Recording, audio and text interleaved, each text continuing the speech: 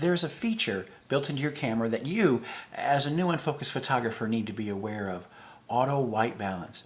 Think of it as an auto color mode, and while at first it may seem handy, all it will actually do is play havoc with your message building process. Well, that is, while it's an auto, of course. Once you take control over it, it becomes a useful friend in your quest toward independence and visual freedom.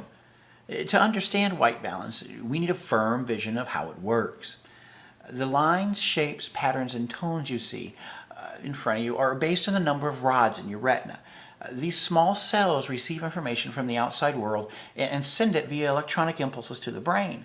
Cones, on the other hand, are cells in the retina designed to pick up the colors red, blue, and green. These colors are the only electromagnetic wavelengths that we can see.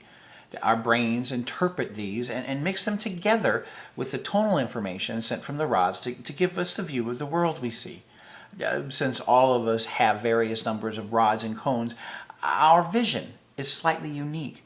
However, thanks to closure and continuation, most of us see the world and the things on it pretty much the same. The sensor in our camera collects information very similarly. Red, green, and blue are collected, and the camera mixes them together to give us a look at the world. We can then tweak these colors, and this is white balance, to pull the scene more in line with what we see or what we want our viewers to see. For instance, if you're taking a photo of a road, let's say in the desert, and you want to leave an impression of heat with your viewer, you could simply adjust your white balance to favor more red in your image.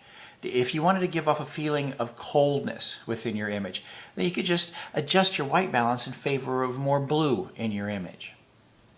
And to be honest with you, as far as white balance goes, that's it. You either turn up the red or you turn up the blue. Nothing more. This does make perfect sense, by the way, that when you consider that the two opposite ends of the visible spectrum are red and blue. There are two ways to adjust your white balance, making things more red or blue. Some of the less expensive cameras have white balance presets that you can choose from.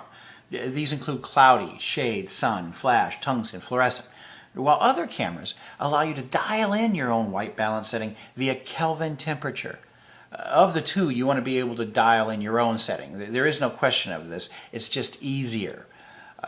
Without getting too technical, the procedure is simple if you have a camera that can be controlled via direct manipulation of that Kelvin temperature.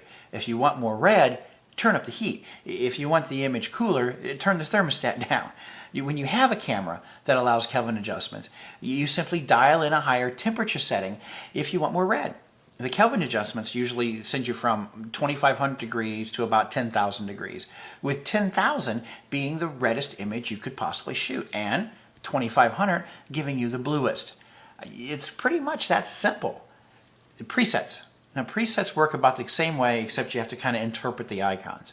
For instance, on most SLRs, the presets run kind of like this. Tungsten is usually the coolest, offering temperatures in the 3,000 range. Fluorescence, a little bit warmer, though still blue. It's in the 4,000 range. Sunlight and flash are in the 5,000 degree range. Cloudy is in the 6,000, and house with shade is somewhere in the 7,000 degree range. Spend some time with your manual and make sure that you can quickly change these settings. It won't be that difficult. You want to change these settings for each of the images that you shoot depending on the message you're creating. Don't settle for average, especially when it comes to color. Choose what you want for a reason, and don't settle for anything else.